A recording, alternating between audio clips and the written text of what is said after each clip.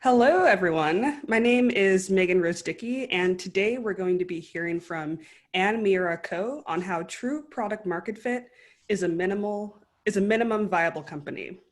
Anne is a co-founding partner at seed stage VC firm Floodgate, where she became one of the first investors in Lyft and Refinery 29. So it's no wonder why she's known as one of the most powerful VCs in venture capital. Before we get into the presentation, I'd like to remind everyone that audience members will be able to submit their questions via Zoom's Q&A function. And please do not use the chat function because I will not be monitoring those for questions. All right, Anne, you ready to jump in? I am. All right, All right, let's do it. I'm going to share my screen here. And so I'm going to start off with hopefully what will be basically a 20-25 minute presentation on a topic that I wrote about actually for TechCrunch and ExtraCrunch a little while ago. And I've added to it a little bit based on some additional thinking that we've been doing within Floodgate. So there will be some new material here as well. Just as quick background on Floodgate, we are currently a $130 million fund. We are on our sixth fund. We do pre-seed, seed, and Series A investments. We are typically a lead investor, and we take board seats on about 50% of our companies. Our check sizes range from about 500,000 to 3 million, but really sort of our sweet spot is like the $1 to $1.5 million seed stage, or the $350,000 to $500,000 pre-seed check. And I'm doing about half pre-seed and half seed stage. We would be generalists from what you could see in the investments that we have done. We're about 50% consumer and 50% enterprise software. That's just a quick background on who we are. One of the things that I thought I would start off with was the idea of what does it mean to actually raise venture capital, and what are you really signing up for, just as quick background. A lot of people think that venture capital is appropriate for all startups and that any entrepreneur who is an entrepreneur should raise venture capital.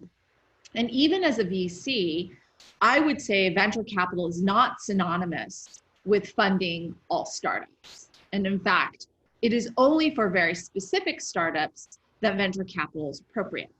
So to give you a little bit more nuanced understanding of why, I'm going to start off with what a venture capital fund's economics look like. So we're a $100 million fund, but a typical Series A investor has a $500 million fund. And what they are supposed to do with that $500 million and for their investors is that they're supposed to triple that. That puts you in the top quartile, top 5% actually of performances for venture capital firms. So if I have $500 million that's been invested in me, I'm supposed to return about $1.5 billion back to my investors over the next 10 to 12 years. But I don't necessarily own 100% of a company when I invest in them. Typically, you might own 10 to 20% of a company. So suppose that when the company actually exits, so there's an M&A or an IPO, the investor owns 15% of the company, then their portfolio has to be valued at about $10 billion. And 15% of a company is actually quite a bit. If you look at an S1 statement, a lot of venture investors own about 5% of a company at exit. So that would mean their portfolio actually has to be valued at about $30 billion to return $1.5 billion back to their investors. So that's actually a really big deal, because if you think about it, here are some exits that happened in 2019 IPOs, right? So even staking it at $10 billion, you have to have some of these really great canonical exits in order to be a great venture capital firm. And from a founder's perspective, if you exit at $150, $250 million, that exit isn't terribly meaningful to the venture firm if they're trying to get to a total portfolio value of billions of dollars. But mind you, a $250 million exit could be quite significant to a founder. And this is where the incentives can actually very much diverge. And look at these exits that we've seen. You know, there's Pinterest at $13 million, Peloton at $8 million. Zoom has gone far beyond that $9.2 billion valuation at this point, but you would have to have multiple of these types of companies in order to justify a $500 million fund. And remember, there's lots of venture firms now that have not only $500 million in a fund, they'll have $1 billion or multi-billion dollar funds. And that gives you a sense of what the expectations are for these companies. And so one of the most important things to think about is this what you want to sign up for? Because when you accept venture capital dollars, this is the mission that you are now on. So we call these types of businesses thunder lizards at Floodgate. And so one of the questions that we ask is, how are these thunder lizards built? And what we've realized is that in order to build a company that is venture scale, you go through multiple iterations and multiple stages of development. And the reason that we believe that seed stage investing is very different from growth stage investing is because you're traveling through various stages of development. And so just to make that clear, what does it look like? We think in particular, there are really two stages to building a company. One is what we call value seeking mode. And this is where you're really trying to figure out what the company actually looks like, including what's the product, who are you selling to, how do you price it? All of these things are still being discovered in the value seeking mode. Once you understand that, then you're in growth seeking mode and you're trying to accumulate as many attractive customers as fast as possible. But we think of these as two very different stages for what you need to hack. Oftentimes we hear of early stage companies hiring a growth hacker, and we think to ourselves, this is not the right stage, right? Because what you're really trying to do at the early stage is actually hack value. You're trying to understand what is the value that you're delivering to your customers and how do they want it delivered to them. So in reality, there are actually two breakthroughs that we're looking for as early stage investors. One happens before the value seeking mode and the other happens at the end. What are those? Oops, I went back. One is the inflection insight, and the second is product market fit. And I'm going to take these very separately. So what is an inflection insight? An inflection insight is something that, to be honest, you're seeing sausage being made here. This is a pretty new framework within even Floodgate. My partner, Mike Maples, has written some really interesting blog posts on Medium about what he calls backcasting, and it includes some of the frameworks that we're thinking through on inflections and insights. You should check it out. This is the way I'm thinking about inflection insights, and so just wanted to break apart what I see. So oftentimes before a founder comes to us, they're looking at what we call inflections. And this is really critical to venture capital because in order to get that massive value at the end, at the exit, you actually have to be riding on some massive exponential curves. It's what allows you to grow sustainably and scalably. And what I believe is that these inflections actually have two parts to it. One is what I would call the cause of the inflection. It's the reason that the inflection actually has started. Sometimes this looks like tech. And so cloud was obviously one, 5G is another. Recently on Twitter, everyone's really excited about GPT-3. Could that be another cause of an inflection point? Perhaps. Regulatory can also be really interesting. GDPR proved out to be kind of an interesting place where a lot of companies started. AV regulation has also been one. Another one that's been more recent is in telemedicine. Just because of COVID-19, there's been really a lot of regulation that has relaxed the regulation actually on telemedicine. And now people think that there's huge opportunities there. There can also be societal shifts, which I think is potentially some of the more interesting ones, where I would call them either rebellions or needs. And you could think of it as belief shifts or behavior shifts. I was recently talking to a founder who was saying, you know, one really interesting belief shift that might happen in the future is, how do we think about genetic engineering? And if you have a fundamental shift in society of how people think about genetic engineering, new companies might be born out of that space. It's an interesting place to look. And then that coupled with the impact of that cause. Usually we see these in either product or distribution. There might be other models where we're looking through a variety of inflection points to see how this framework fits.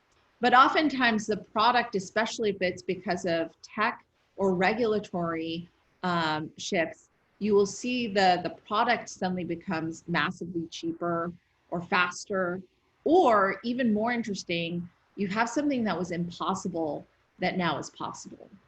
And that is an exponential impact that you could ride on. Another one that we've seen quite often is just distribution. So you might have a new kind of distribution that allows you to market more cheaply or more quickly to get to your customers. But the most interesting one I found is sort of when you're able to access new customers as a result, then the potential impact can be really large. Then the next thing that we look for is not just that the inflection exists, but a founder actually has to look at it and think of something, right? And so the next is, what is an insight? An insight is usually an observation of that inflection, but it has a specific characteristic to it. And this is the first law of inflection insights, which is that it has to be non-consensus, but right. So if you have an insight about an inflection and everyone agrees that this is true, then you have fundamentally no advantage. And in fact, some of the incumbents might actually have a bigger advantage because they have more resources to put against it. Your insight, if it's non-consensus, means that it's more of a secret and it gives you more time to be able to pursue it. Obviously, if your insight is wrong, there's not much we can do about it. But the fact that it's non-consensus and it has a potential to be right, that's the kind of insight that I like to bet on. And one of the CEOs, the CEO of Veeva Systems, Peter Gassner, came to one of my classes at Stanford, and he was saying, you know, that every startup should have a belief that has less than 25% chance of being right, but if right, gives a massive acceleration into the market. And I like that as the foundation of any startup, and especially for pre-seed startups, I'm looking for that non-consensus but right insight, to which I personally have some affection because it allows us to then work on that insight to see if there's something there. Now, the three laws then is, not only does the insight have to be non-consensus, but the insights on just the cause of an inflection isn't sufficient. It has to reveal something about the exponential impact. Because if you're just saying, hey, there's this thing called 5G happening and it's really interesting, that doesn't really give you insight into what kind of startup you ought to build. You have to have an understanding of what that enables. And then the third law is equally important. The insight has to be as durable as possible. So if it's an insight that as soon as the next person understands it, it kind of disappears as an advantage, that's a problem. And so demonstrating why your insight has durability and is long lasting, and potentially as a secret can be long lasting, is really important. One good example of this is a company that we've been studying a little bit called Figma.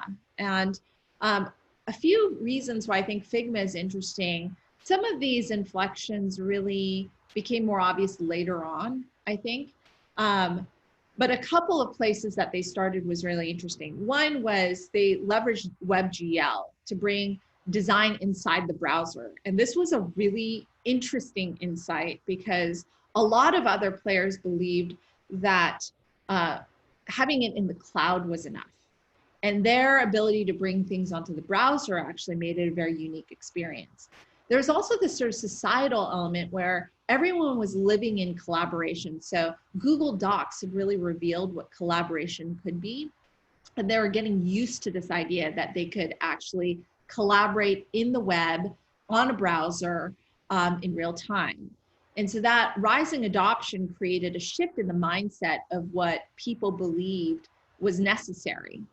And then the last part that I think was really interesting was that they did it at a time when design actually was becoming much more central within an organization.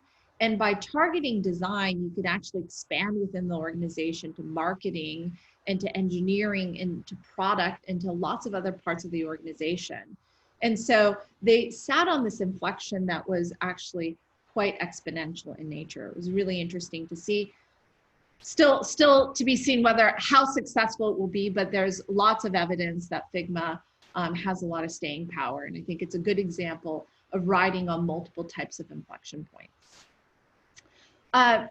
The next thing that then I wanted to cover was the second sort of starburst bubble, which is once you go through the value hacking stage, you're supposed to hit product market fit.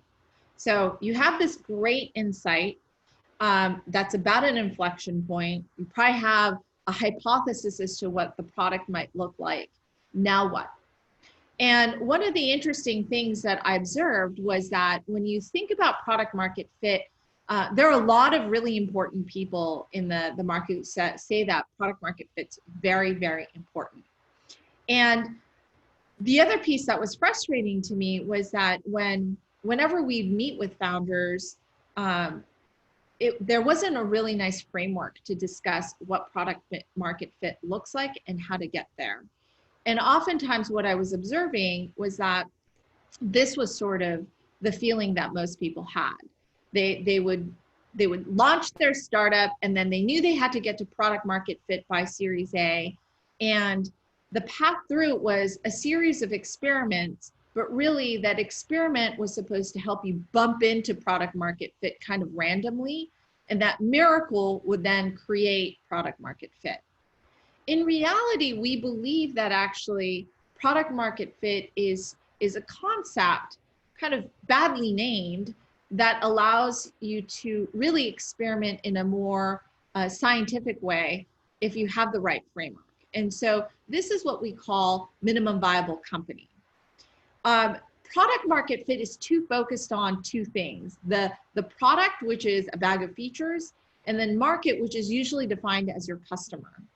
And in reality, we think that there's sort of three different components to a minimum viable company that then when these lock into place, you actually have what's called product market fit. So let me go through each element really quickly.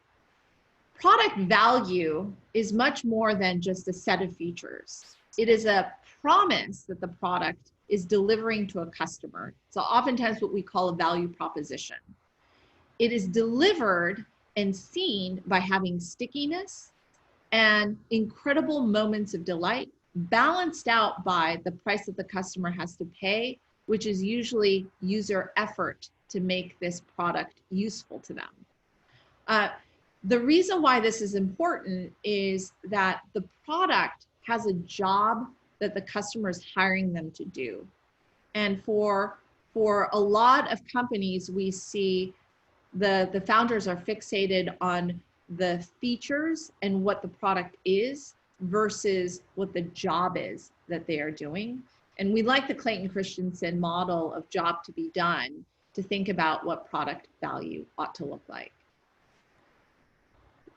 Ecosystem is much more than the user, the buyer.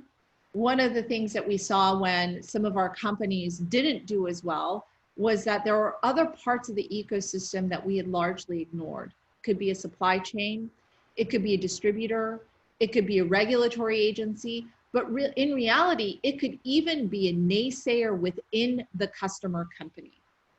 It could be the IT department as an example.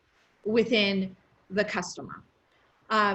Understanding the value proposition and also the negative value proposition for the whole ecosystem allows you to have a lot of clarity as to what your go-to-market strategy ought to be and ought not to be. The third pillar is pricing and cost balanced within a business model. So, and I include in here customer acquisition, customer support, customer education. How do you deliver what you have to your customer so it's useful to them? And oftentimes this gets shown in margins, this gets shown in unit economics. But often what we find is that founders will think about pricing at the very end. They will build their product, then they will price it. But pricing can oftentimes impact what your product looks like, and your product can also influence pricing. And so working on those together can be really, really powerful, especially as you design your go-to-market at the same time. And so we like to have this as a thought piece at the very start of building a business rather than at the tail end. And then when you bring this all together, the product market fit happens when these all are interlinked in a really cohesive way. And that's when we say, okay, now we understand what levers we can pull to now go into the growth hacking phase. And that's where, you raise your Series A or Series B, and you could pour money into the company and really see it grow. But we believe that investing in growth before you have a real handle on all three pillars is a huge mistake and can result in what we like to look at as fake growth. And we think fake growth can be really rampant within, especially the VC ecosystem, because you could just pump more money into these companies. But as a founder, as an employee of a startup, the last thing you want to do is take dilution that you don't need. And so this is the framework by which you can make sure that you don't take dollars that you don't need to grow your company. That's it. Thank you. Wow, that was super insightful, and thanks so much for sharing that with everyone. We have a few questions from the audience, and just as a reminder to everyone, please feel free to submit your questions via Zoom's Q&A feature. So the first question is from Dimitrios Matsakis. So he said, "That's so clearly explained, thanks. Does it mean you don't exactly agree with blitz scaling, in parentheses, without having well tested and validated the value seeking stage?" Yes. I really actually love the concept of blitz scaling, but I think blitz scaling, even from what Reid Hoffman writes, is only applicable in very certain scenarios. And I think with the advent of these really large funds, people started to believe that blitz scaling was the strategy. And I don't think it is. It's a weapon that you can use if you fulfill a lot of these different, categories that we're talking about. You actually, blitz scaling is best used when you can be the monopoly. Cool. And then next one is from Bill Messing. I saw Mike Maple speak a few years back, and he said typically one home run exit needs to pay back the fund, and a few more singles and doubles account for the profit. But that doesn't add up to 3 times in the Series A example you gave. Are your expectations for payback on the fund different in pre-seed and seed, lower than 3x? So what we found actually, that I'm not sure exactly what Mike said, but usually what we have seen is the best exit will actually return a multiple of the fund. So it could be a 1x, but usually it is a 2x, 2 to 3x. Some of the best funds will be a total of a 6x. And so you have one company in that power law distribution, which is returning much more than that one fund. Then you have the rest can account for another 1x. And so that's usually how you get to a minimum of 3x from what we've seen. All right, next question is from Anurup Kumar. How do VCs establish long-term confidence with their LPs? Are investments made with consensus or backed up with metrics and briefings and reports? Yeah, so with limited partners, it depends on the kind of limited partner you have. For us, we are working with a very small set of limited partners. And we have what I think is a really cool partnership with them. A lot of times our annual meeting is just within one room. It's a small sort of executive briefing room where it's just like a conference room desk, and we sit around that desk and we have a conversation. We also provide them with numbers and reporting on a quarterly basis.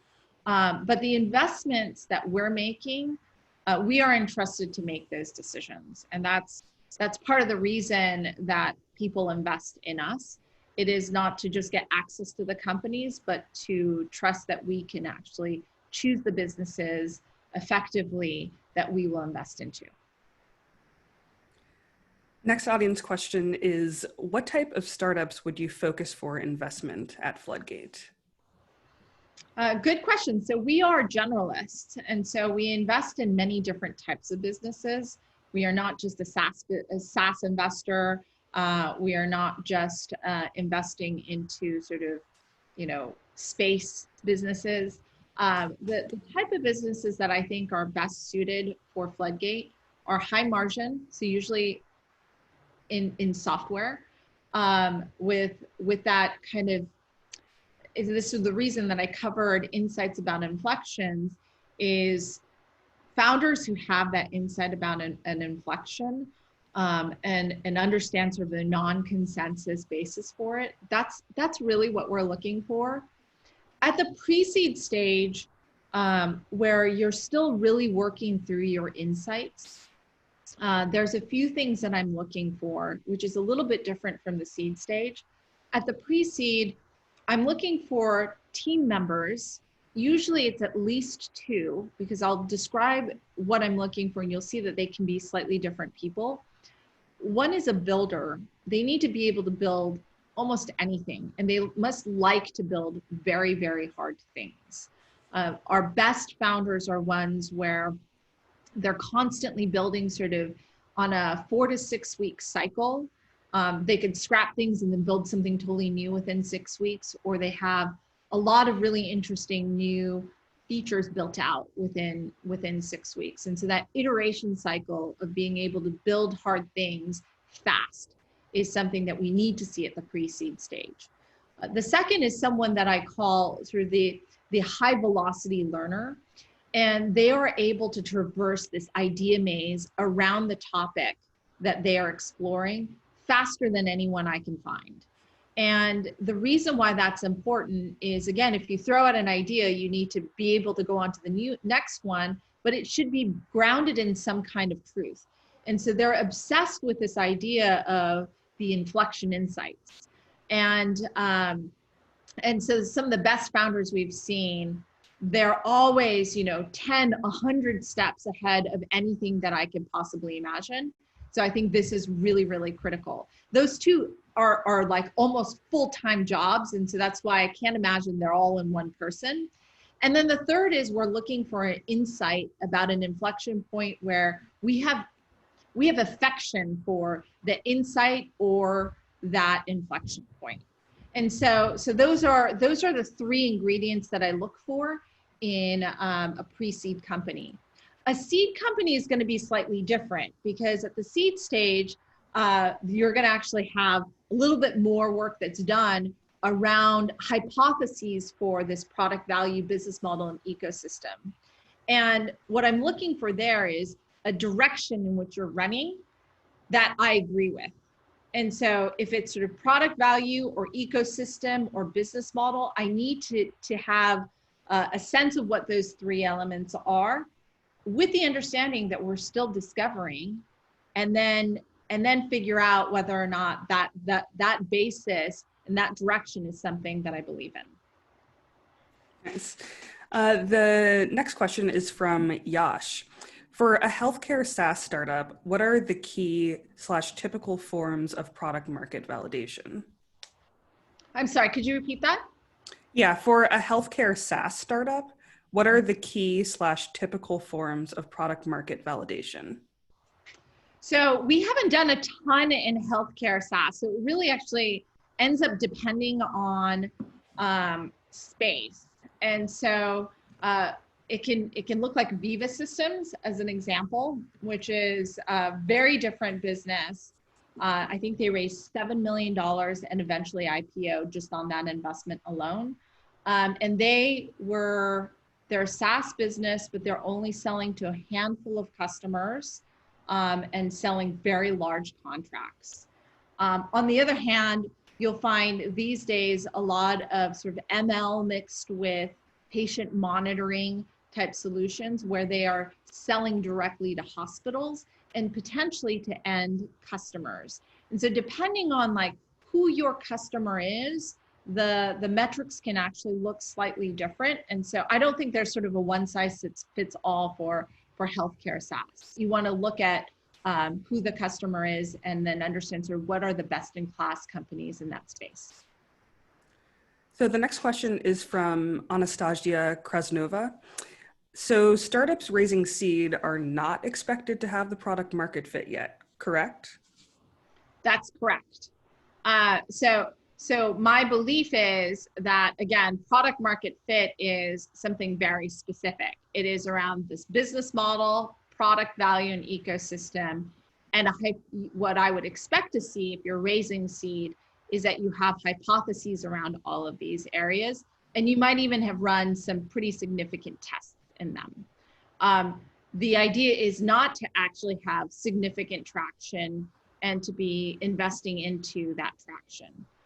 The big caveat here is, what is your insight and how unique is your insight? Oftentimes we will see companies come in that have an insight that is not terribly a great secret, right? In that case, you are entirely evaluated upon your traction because that is the only thing that you have going for you, right? And so depending on what the investor believes is the secret that you have and how well kept it is, you have an advantage. So if you have like the cure to cancer, kind of doesn't matter whether or not you have traction. If you have that IP, that's all that matters, right? So I don't need to see it in market to know that you can make a lot of money doing that. But so we've seen companies which have incredible tech secrets. And if we believe that there's great applicability and we believe that that's something that can happen, then obviously we would take that risk.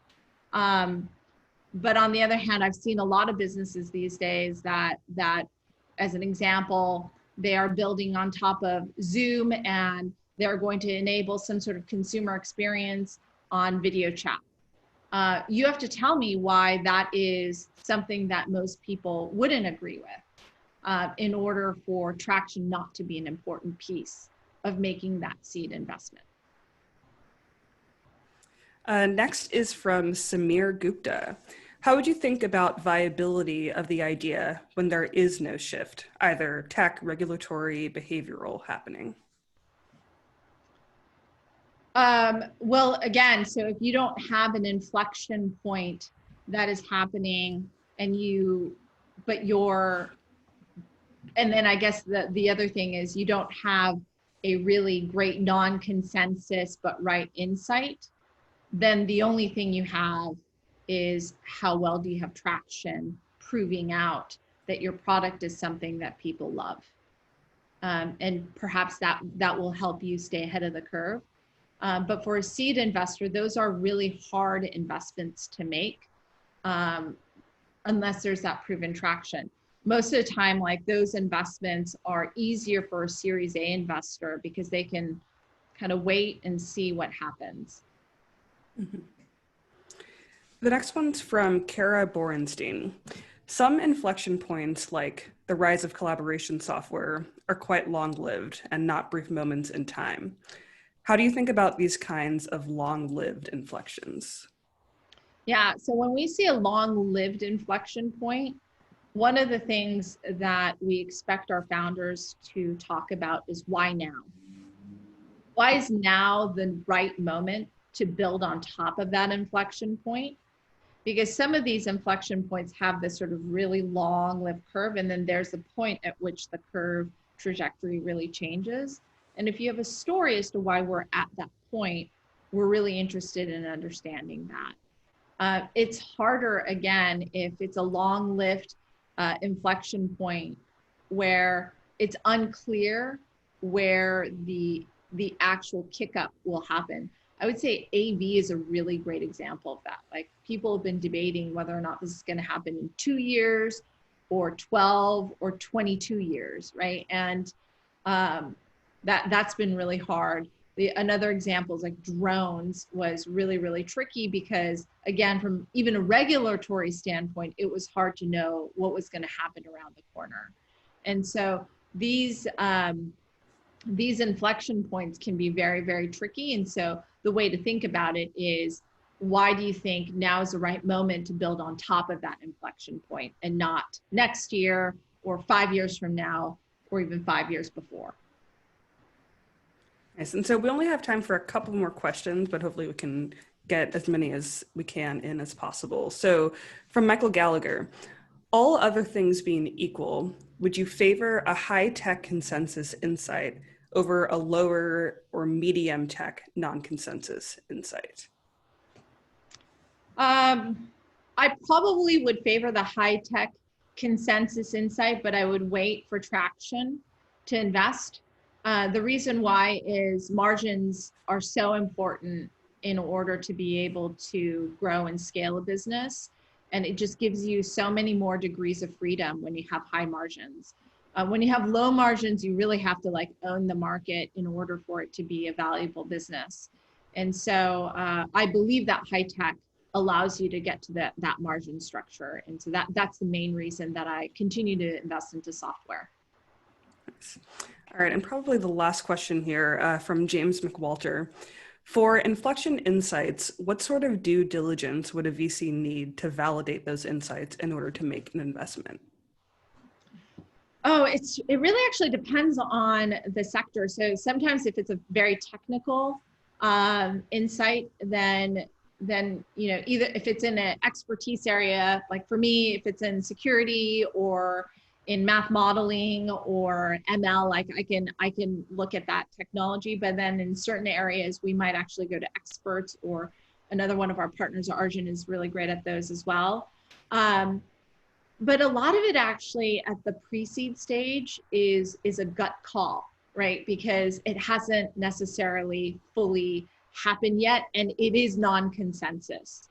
And so this is part of the reason, like for me, working with pre-seed founders, sometimes it takes a lot of back and forth before we're ready to make that investment. And so when someone comes into us at the very last minute and says, hey, can you write us a $350,000 check tonight? I can't really do that, because a lot of times the founder and I, when I make these investments, have gone back and forth 3 or 4 times on what do we believe?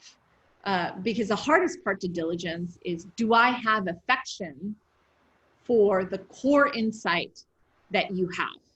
You want that from your investor. If your investor doesn't really care, then you're probably looking just for dollars, right? But if you actually want an investor who is thinking about your product and cares about the direction that you're going in, then you want them to have like genuine love for the weird thing that you believe. And that's the part that I spend a lot of time thinking about. Well, Anne, thank you so much for being here with us today and sharing all of your amazing insights. For those in the audience, yeah, for sure. And for those in the audience, a follow-up to this conversation will be available on Extra Crunch in the coming weeks. Thank you. Thanks, Anne.